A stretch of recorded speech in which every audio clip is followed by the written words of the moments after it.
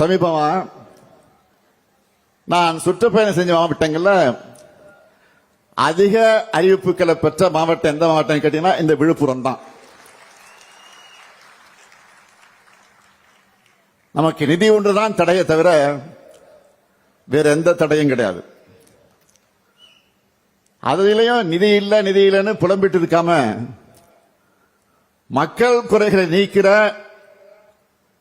அதை நீக்கி நிறைவேற்றுகிற அரசா திமுக அரசு இருக்கு. சில எதிர்க்கட்சி தலைவர்கள் வெறும் குறைகளை மட்டுமே சொல்லிட்டு இருக்காங்க. அது ஆட்சியோட குறை இல்ல, அவங்க சிந்தனையில் ஏற்பட்டிருக்கக்கூடிய குறைபாடு. அவங்க தானும் நல்லது செய்ய மாட்டாங்க, அடுத்தவர்களையும் நல்லது செய்ய விட மாட்டாங்க. மக்களுக்கு நல்லது நடந்தா அவங்களுக்கு பிடிக்காது. அதை பத்தி எல்லாம் நம்ம கவலைப்படாம நாம நம்முடைய கடமையை தொண்டாற்றி கொண்டிருக்கிறோம். இதே விழுப்புரத்தில் பொன்முடி சொன்னார மாநாட்டை பற்றி, நான் அரசியல் அதிகம் பேச விரும்பல, ஒன்று மாத்திரம் சுட்டி காட்டுகிறேன். இதே விழுப்புரத்தில் தலைவர் கலைஞர் அவர்கள் 2004ஆம் ஆண்டு சொன்னது மாநாட்டில், அவர் சொன்னதை இன்னும் நான் மறக்கல. விழுப்புரத்தில் நடந்த திமுக மாநாட்டுக்கு முதலாக நான் தலைமை வகிச்சேன். பொன்முடி சொன்னது உண்மைதான். அப்ப தலைவர் கலைஞர் பேசும்போது எனக்கு ஒரு அறிவுரையை சொன்னார். தலைவர் சொல்றார், நான் என்னோட 26வது வயசுல ஒரு மாநாட்டுக்கு தலைமை வகிக்கிற வாய்ப்பை பெற்றேன் கலைஞர். ஆனா ஸ்டாலினுக்கு அந்த வாய்ப்பு 50வது வயசுல தான் கிடைச்சிருக்கு.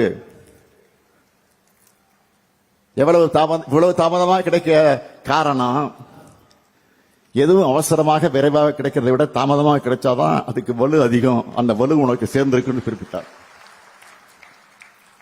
சொல்லிட்டு இன்னொன்றையும் சொன்னார், எல்லோரும் உன்னை அங்கீகரிச்சுதான் நினைச்சுக்கிட்டு நீ நடைபெறக்கூடாது. எங்கிருந்து உனக்கு அங்கீகாரம் கிடைக்கலையோ அதை தெரிஞ்சுக்கிட்டு எல்லோரிடம் அங்கீகாரம் பெறணும் என்ற அணுகுமுறையை நீ கத்துக்கணும் அப்படின்னு சொன்னார். அந்த அறிவுரையை என் வாழ்க்கைக்கு வழிகாட்டு நெறிமுறையாக கொண்டு செயல்பட தொடங்கினேன். அதனாலதான் வாக்களிச்ச மக்களுக்கு மட்டும் இல்ல, வாக்களிக்காதவர்களுக்கும் சேர்த்து எந்த பாகுபாடும் பார்க்காம முதலமைச்சராக செயல்பட்டுக்கிட்டு இருக்கேன். என்னை பொறுத்தவரை நம்பர் 1 முதலமைச்சர் என்பதை விட நம்பர் 1 தமிழ்நாடு என்பதுதான் என்னுடைய இலக்கு. அதுக்காகத்தான் இந்தியாவே திரும்பி பார்க்கிற திட்டங்களை செய்கிறோம். நம்ம திட்டங்களால இந்த விழுப்புரம் மாவட்டத்தில் மட்டும் பயனடைகிற விவரத்தை சொல்றேன், கொஞ்சம் கேளுங்க. 3,38,600 சகோதரிகளுக்கு மாசம் 1000 ரூபாய் கலைஞர் மகளிர் உரிமை தொகை தரப்படுது. 13,969 மாணவிகளுக்கு மாசம் 1000 ரூபாய் புதுமை பெண் திட்டத்தில் தரப்படுது. 9,798 மாணவர்களுக்கு தமிழ் புதல்வன் திட்டத்தில் மாசம் 1000 ரூபாய் தரப்படுது.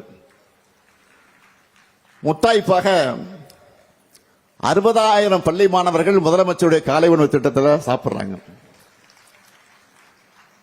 அது மட்டுமல்ல, 28,000 பேருக்கு பல்வேறு வகையான பட்டாக்கள் வழங்கப்பட்டிருக்கு. 3,337 பேர் கலைஞர் கனவு இல்லம் பெற்றிருக்கிறாங்க. முதல்வரின் முகவரி திட்டத்தில் 2,63,144 மனுக்களை பெற்று அதற்கு தீர்வு கண்டிருக்கிறோம். இப்படி ஒவ்வொரு மாவட்டமா என்னால சொல்ல முடியும். கட்சி அரசியல் பாகுபாடுகளை பார்க்காம உழைச்சா கட்சி அரசியல் எல்லைகளை கடந்து மக்களுக்கு ஆதரிப்பாங்க என்பது ஒவ்வொரு ஊருக்கும் நான் போகும்போது மக்கள் தரக்கூடிய வரவேற்பும் அப்ப அவங்க முகங்களை தெரியக்கூடிய மலர்ச்சியும் எனக்கு எடுத்து காட்டுது. அனைத்து துறை வளர்ச்சி, அனைத்து சமூக வளர்ச்சி, அனைத்து மாவட்ட வளர்ச்சி என்ற அடிப்படையில் எல்லாருக்கும் எல்லாம் என்ற திராவிட மாடல் ஆட்சியை நாம வழி நடத்திக்கிட்டு இருக்கோம். மக்களாகிய உங்களுடைய வாழ்த்துக்களோடு அனைவரையும் உள்ளடக்கிய வளர்ச்சியை உருவாக்கி வரும். யாருக்கும் யாரும் அடிமை இல்லை, எல்லாருக்கும் எல்லாம். இது திராவிட கருத்தியல்.